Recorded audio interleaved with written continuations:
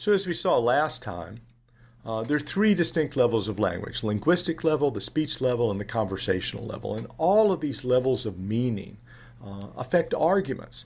So in the next three lectures, we want to work through these levels one by one.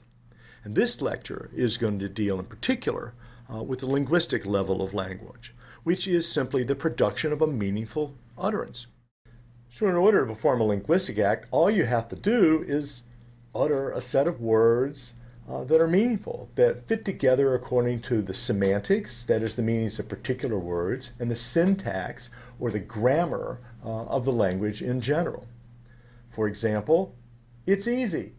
It's easy is a linguistic act because it's, as a contraction, you're allowed to contract it and is according to the rules of English, and easy is a word, so it's easy follows the semantics and the syntax of the language of English. That's all there is to it. Now, although linguistic acts are really simple, they do require some special components that are worth separating out. For example, they require meaningful words. When you simply hum a tune, like then you're not performing a linguistic act because there are no meaningful words in it.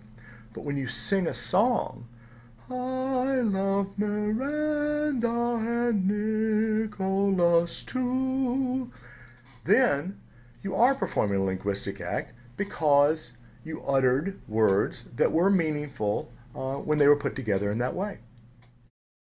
And I've been taking this for granted, but of course the words you utter have to be meaningful. It's not going to be a linguistic act if you utter what looks like a sentence, namely a set of sounds that look like words if they're not really words. So if you say, "'Twas brillig and the slithy toes did gyre and gimble in the wabe," and so on from Lewis Carroll's famous Jabberwocky poem, then it's not going to be a linguistic act if those words are not meaningful words in any language. And you can also get nonsense when you take words that have meanings and put them together in an order that doesn't make any sense. My dog has fleas makes sense, but dog fleas my has doesn't make any sense. So meaningful words with the wrong grammatical structure won't work.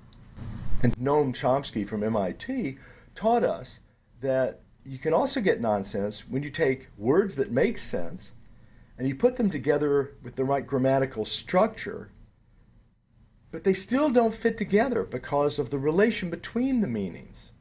His example here was, "Colorless green ideas sleep furiously." What does that mean? Colorless green ideas sleep furiously?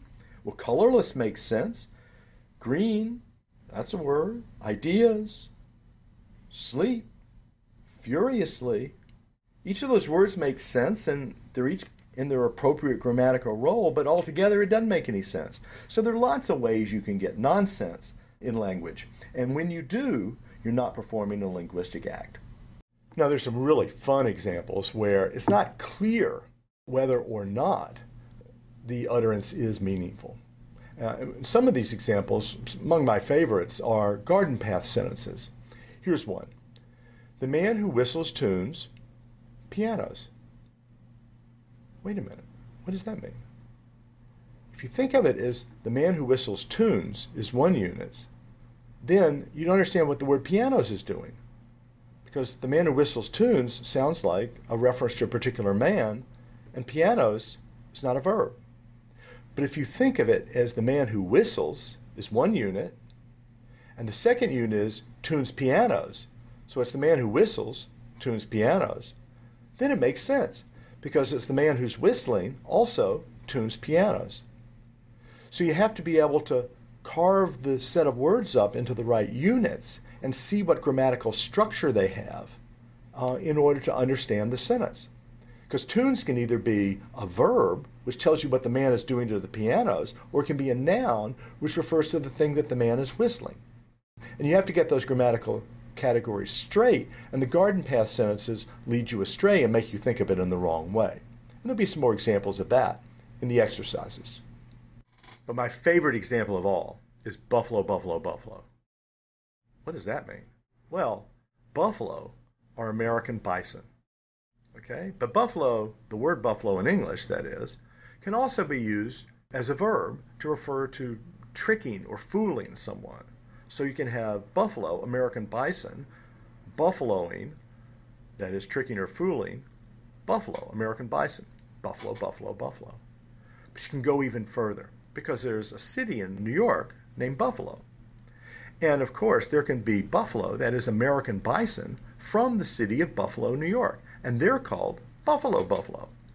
And when they trick or fool other American bison from Buffalo, New York, then you have buffalo buffalo, buffalo, buffalo buffalo. Or buffalo, buffalo, buffalo, buffalo, buffalo, which doesn't sound like a meaningful utterance, but it is. And you can go even further. You can actually build it out to 11 straight utterances of the word buffalo. Buffalo, buffalo, buffalo, buffalo, buffalo, buffalo, buffalo, buffalo, buffalo, buffalo, buffalo. Now tell me what that means. I'm not going to explain it to you because it takes a while to explain it. But if you think about it, you might be able to figure it out. And even if you can't figure out 11 buffaloes in a row, the point still holds. Because the point's just that sometimes what doesn't seem meaningful turns out to be meaningful. And if you're careful and charitable and do your best to interpret what it really means, then you might be able to make sense out of some utterances that don't seem to make sense at first. And when you can make sense out of them, then they're linguistic acts. For now, I don't have time to go into any detail on semantics or syntax, although we will discuss some details when we discuss vagueness and ambiguity in the discussion of fallacies later in this course. But I hope that the linguistic level is pretty simple and understandable, so we can go on and look in more detail at the speech act level and the conversational act level.